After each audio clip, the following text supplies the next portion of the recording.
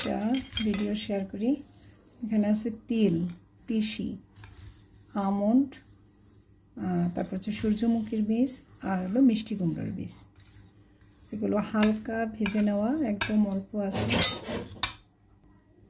এটা ব্লেন্ডারে গুঁড়া করে রাখলে হরলিক্স হয়ে যাবে। বাজার থেকে হরলিক্স না কিনে এভাবে বাসায় কিন্তু আপনারা হরলিক্স বানিয়ে রাখতে পারেন। বাচ্চাদের জন্য ভালো, বড়দের জন্য ভালো। এর সাথে আখরোট, কাজু, কিশমিশ, খেজুর মিশিয়ে দিতে পারেন। তো এটা গুঁড়া করে নিয়ে আসি এবং এটা এত সুন্দর ফ্লেভার, গুঁড়া হয়ে গেছে।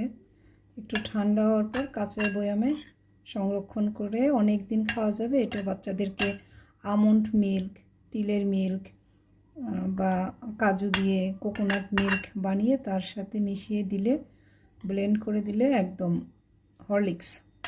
বাজার থেকে হরলিক্স না কিনে এরকম বাসায় আপনারা হরলিক্স বানিয়ে নিতে পারেন।